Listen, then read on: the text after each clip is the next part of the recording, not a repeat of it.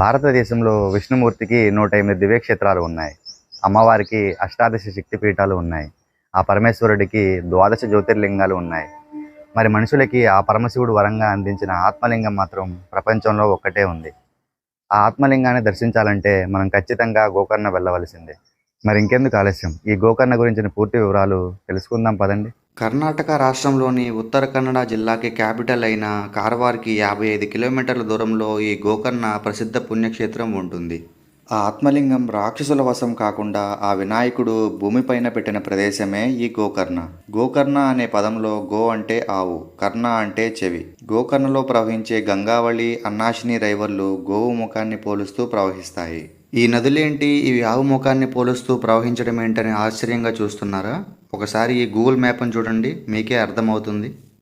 పురాణాల ప్రకారం ఆ పరమశివుడు ఆవి చెవిలో నుంచి ఉద్భవించాడు అని, అందుకే ఈ ప్రదేశానికి గోకర్ణ అనే పేరు వచ్చిందని ఇక్కడ భక్తులు ప్రగాఢంగా నమ్ముతారు. గోకర్ణ అంటే శ్రీ మహాబలేశ్వర టెంపుల్ మాత్రమే కాదు, మనం చూడవలసిన ప్రదేశాలు ఇక్కడ ఇంకా చాలా ఉన్నాయి. అవే హనుమాన్ టెంపుల్, శ్రీ భద్రకాళి టెంపుల్, ఇంకా వెంకటరమణ టెంపుల్. ఇవే కాకుండా గోకర్ణలో మనకి కనిపించే కొన్ని తీర్థాలు రామతీర్థం, ఇంకా కోటి తీర్థాలు. టూరిస్టులకి అట్రాక్షన్గా నిలిచే ఓం బీచ్, ఇంకా కడల్ బీచ్. వీటి గురించిన పూర్తి సమాచారం నా నెక్స్ట్ వీడియోలో అందజేస్తాను. ఇక గోకర్ణలో ఒక మోస్తరు అడ్వెంచరిక్ ప్లేస్ ఏమైనా ఉందా అని అంటే అదే ఈ గోగర్భ గుహ. స్థానికులు దీనిని శివా కేవ్ అని కూడా పిలుస్తారు. శివా కేవ్కి సంబంధించిన వీడియో మన ఛానల్లో ఆల్రెడీ అప్లోడ్ చేశాను. ఇంట్రెస్ట్ ఉన్న వాళ్ళు లుక్ వేసేయండి. మొదటిగా మనం గోకర్ణ ఎలా వెళ్ళాలో చూద్దాం. మన ఆంధ్ర తెలంగాణ నుంచి డైరెక్ట్ గోకర్ణకి రోడ్ కనెక్టివిటీ లేదు.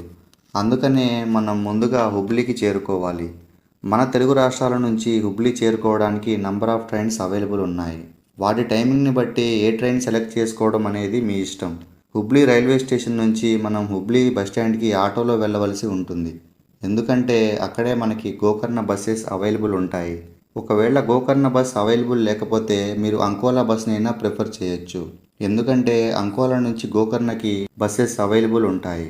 అంకోలాలో ఎవ్రీ 1 అవర్కి ఒక బస్ గోకర్ణకి ఉంటుంది.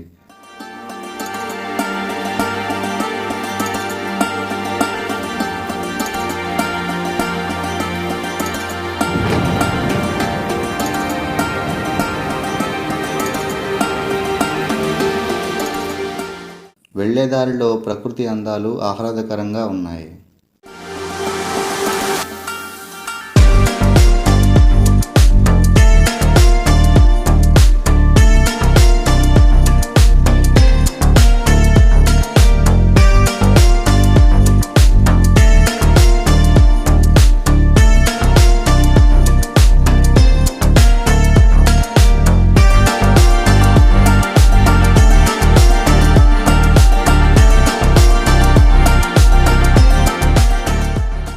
మన తెలుగు రాష్ట్రాల నుంచి గోకర్ణకి మినిమం 24 అవర్స్ జర్నీ టైం పడుతుంది. సో మీరు ఇంటి దగ్గర నుంచే ఈ టైం క్యాలిక్యులేట్ చేసుకొని బయలుదేరండి. ఈవినింగ్ 6 కల్లా మీరు గోకర్ణలో ఉండేలా ప్లాన్ చేసుకోండి. మనం గోకర్ణలోకి ఎంటర్ అవ్వగానే మనకి స్వాగతం పలుకుతుంది ఈ హనుమాన్ టెంపుల్. వాల్మీకి రామాయణం ప్రకారం ఆంజనేయ స్వామి ఈ గోకర్ణలో జన్మించారని, తన బాల్యం అంతా ఇక్కడే గడిపారని రచించబడింది. ఈ ఆలయంలో ఆంజనేయ స్వామి చాలా క్యూట్గా కనిపిస్తారు. గోకర్ణలో స్టేయింగ్ గురించి మాట్లాడుకుంటే టెంపుల్కి దగ్గరలోనే మనకి చాలా రూమ్స్ అవైలబుల్లో ఉన్నాయి. మినిమం రూమ్ ఛార్జెస్ 500 నుంచి 1000 లోపు ఉండొచ్చు. It depends on pilgrims. ఇక్కడ మీకు బోనస్ ఏంటంటే గోకర్ణలో బైక్ రెంటల్స్ అవైలబుల్ ఉన్నాయి. మీరు కరెక్ట్గా బైక్ మాట్లాడుకుంటే 1 డేకి 500 లోపే మీకు బైక్ వచ్చేస్తుంది. నేనైతే యాక్టివా తీసుకున్నాను, నాకు పర్ డేకి 400 పడింది. ఇప్పుడు మనం గోకర్ణ మెయిన్ బీచ్కి వెళదాం. గోకర్ణ వచ్చిన భక్తులు తప్పకుండా ఈ బీచ్లో స్నానం చేసి దర్శనానికి వెళతారు. ఈ బీచ్ చూడడానికి చాలా ఆహ్లాదకరంగా ఉంటుంది. బట్ నేను వచ్చినప్పుడు ఏదో సమ్ కన్స్ట్రక్షన్ వర్క్ జరుగుతుంది. ఈ బీచ్ నుంచి మనకి సన్సెట్ వ్యూ అదిరిపోతుంది. ప్రత్యేకంగా ఇది చూడడానికే ఈవినింగ్ టైం భక్తులు, టూరిస్టులు ఇక్కడికి వస్తుంటారు.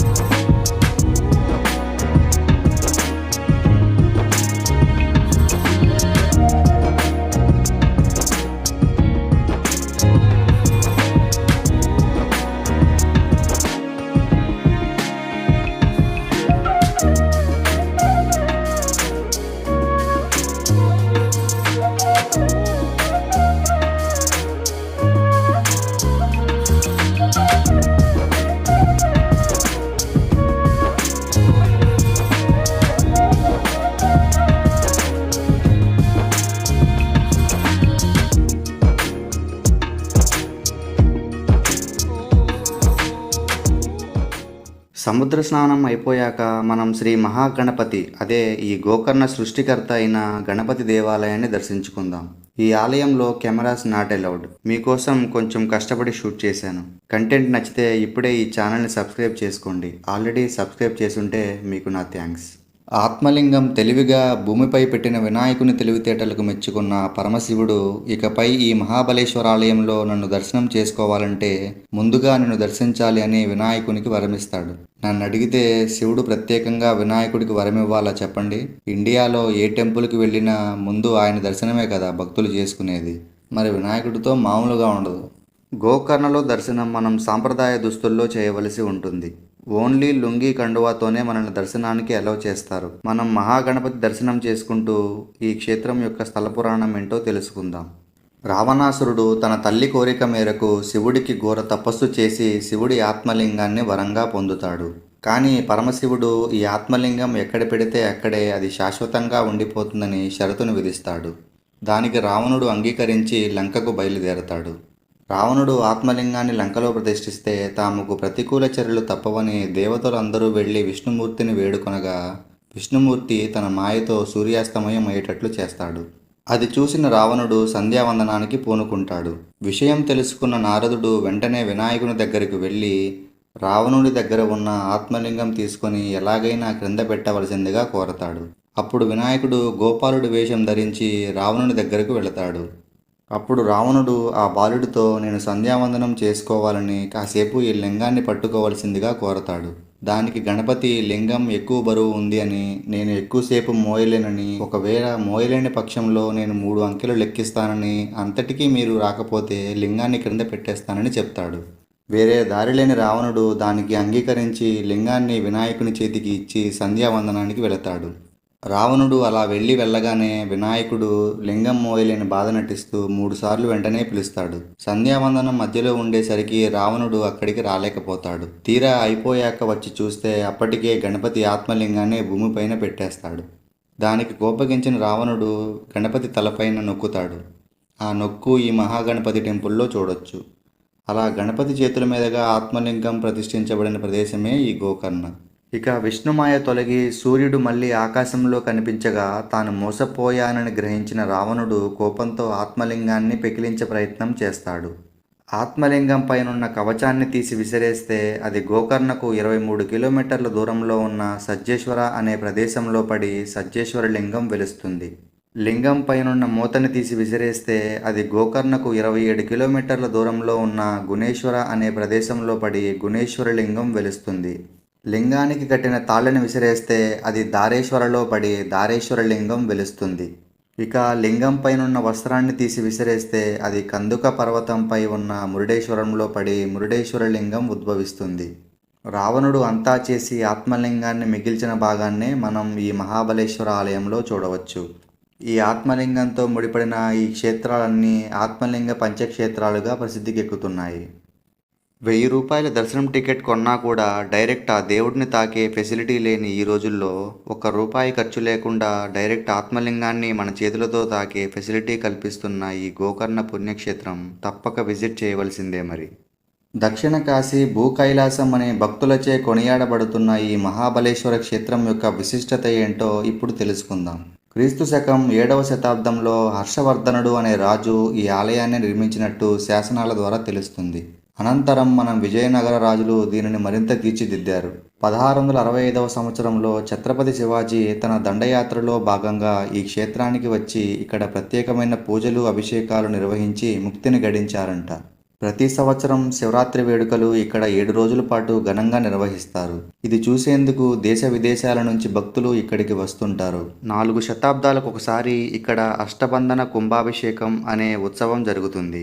ఈ ఉత్సవంలో అర్చక స్వాములు ఆత్మలింగం మొత్తాన్ని బయటకు తీసి కొన్ని రకాల అభిషేకాలు పూజలు చేసి భక్తులకి ఆత్మలింగ నిజరూప దర్శనాన్ని కలిగిస్తారు. ఈ ఉత్సవాన్ని చూసేందుకు ప్రపంచ నలుమూలల నుంచి భక్తులు ఇక్కడికి వస్తుంటారు. లాస్ట్ టైం ఈ ఉత్సవం 1983లో జరిగిందట.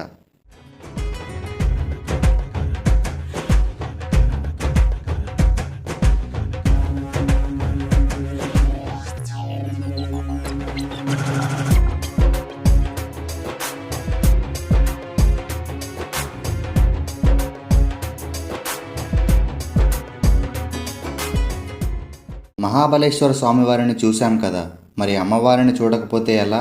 అందుకే ఈ ఆలయం వెనకమాలే మనకి తామ్రగౌరి అమ్మవారి ఆలయం ఉంది. చూద్దాం పదండి.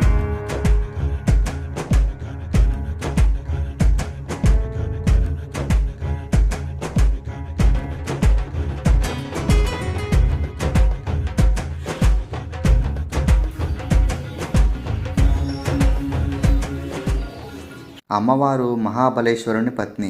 బ్రహ్మ ఎడమ చేతి నుంచి ఈవిడ ఉద్భవించిందని భక్తులు నమ్ముతారు. తామ్రగౌరీదేవి రుద్రుడి కోసం ఎంతో ఇష్టంగా తపస్సు చేసి తనని పెళ్లాడిందట. ఆలయంలో అమ్మవారు ముగ్ధ మనోహరంగా చూడచక్కగా ఉంటారు. ఇక గోకర్ణ టెంపుల్ నుంచి గోకర్ణ మెయిన్ బీచ్కి వెళ్ళే దారిలో మనకి ఉచిత అన్నదాన సదుపాయం కూడా అవైలబుల్లో ఉంది. దీనికి సంబంధించిన టైమింగ్స్ ఇక్కడ చూపిస్తున్నాను చూడండి. ఉచిత అన్నదానం అంటే ఫుడ్ మన ఆంధ్ర స్టైల్లో ఉంటుందేమో అనుకుంటున్నారా? ఇక్కడ ఫుడ్ దాని టేస్ట్ వేరే లెవెల్లో ఉంటుంది. Worth Varma worth. ఇక ఈ వీడియో ఇంతే గాయస్. వీడియో నచ్చితే లైక్ చేయండి, మీ ఫ్రెండ్స్ అందరికీ షేర్ చేయండి అండ్ సబ్స్క్రైబ్ చేయడం మాత్రం మర్చిపోమాకండి.